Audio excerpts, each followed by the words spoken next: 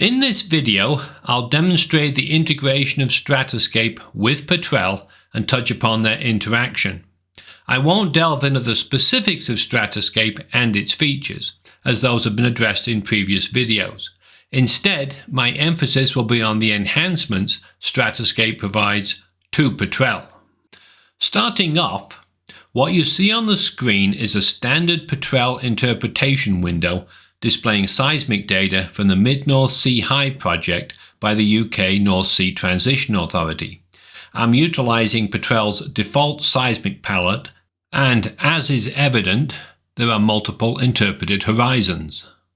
Regardless of whether or not you prefer this particular palette, this is a typical style of display that you would use to analyze and interpret your seismic, and many of you will have used windows just like this for years, or perhaps decades. Considering the comprehensive and feature-rich nature of this window, it's hard to imagine how you would change it completely. But that is what StratiScape aims to achieve, because StratiScape augments this display with a new style of display and interaction. It doesn't substitute this window, but complements it, ushering you into a unique virtual reality experience. It does it like this. Assuming you have a license to the plugin, StratiScape adds a single right menu option to both 2D and 3D windows. You can see it here. When you select it, Petrel will open StratiScape's version of the project and then open the seismic in a StratiScape window. Here, I will tile the StratiScape and Petrel windows on the same screen, so you can see how they interact. Normally you would have them on separate screens, but for the purpose of this video we will tile them side by side, and, to save screen real estate, I will turn off the side tabs. The first thing to notice is that the StratiScape and Petrel cursors are linked.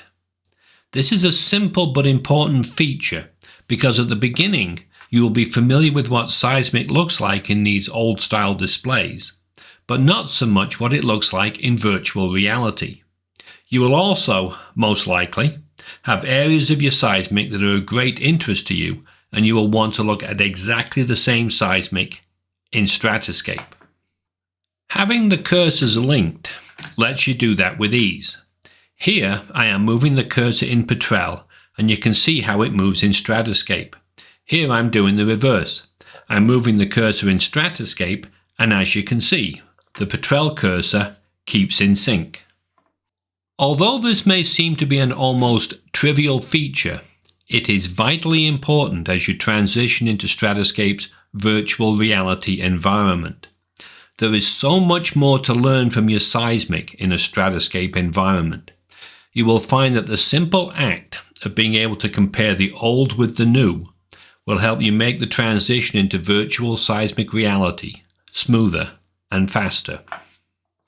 While the primary motivation for using StratiScape is seismic visualization in virtual reality, it's not the sole purpose. StratiScape revolutionizes not just how you view your seismic data, but also how you interpret it. It introduces innovative, visually enriched methods for interpreting horizons and visualizing geology, as demonstrated when I activate our real-time stratigraphic fill. For these advancements to be effective, the interpretations in StratiScape and Petrel are interconnected. Any modifications made in one, such as creating or deleting horizons, or making, removing, and editing pics, are instantly mirrored in the other. Let me demonstrate how this operates. Initially, I'll delete pics from this event. Observe how these pics are simultaneously erased in Petrel.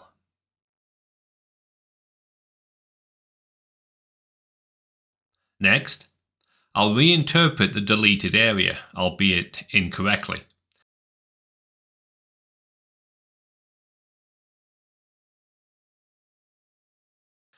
Once more, observe how the pics are instantly updated in Petrel. This instantaneous update feature also works for the undo and redo functions in both StratiScape and Petrel. Finally, The interpretation linkage does not just operate from StratiScape to Petrel. As I will demonstrate here, it also works when picking in Petrel. As you will observe, changes made in Petrel are instantly communicated to StratiScape. Up until now, we've been dealing with 2D seismic data. However, StratiScape is also capable of handling 3D seismic data, as I'll demonstrate using this 3D example over the city of Delft in the Netherlands. As you observe, we also have the Open StratiScape window menu option, which will open an inline, crossline or time slice view depending on what is currently displayed in the Petrel window. I will not show you how the interpretations are linked because we've already covered that earlier. What I want to show you is how animating through a 3D volume in StratiScape is tied to Petrel. Here we have both the StratiScape window and Petrel open on the same screen. Watch what happens in Petrel as I animate in StratiScape. Note that the animations are kept in sync.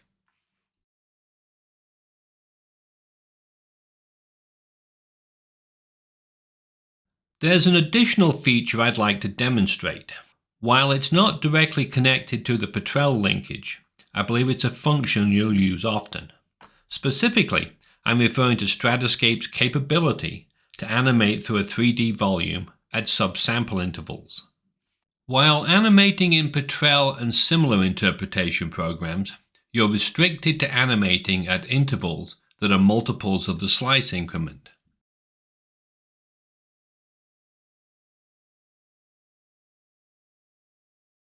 However, StratiScape allows you to animate at subsample intervals, resulting in a significantly smoother animation, as you'll observe here. The concept of subsampling is particularly fascinating when applied to time slices, but I'll delve into that in a future video. In essence, this covers the fundamental interactions between StratiScape and Petrel. I haven't delved into the reasons for choosing to work in StratiScape, as that's a topic I address in other videos.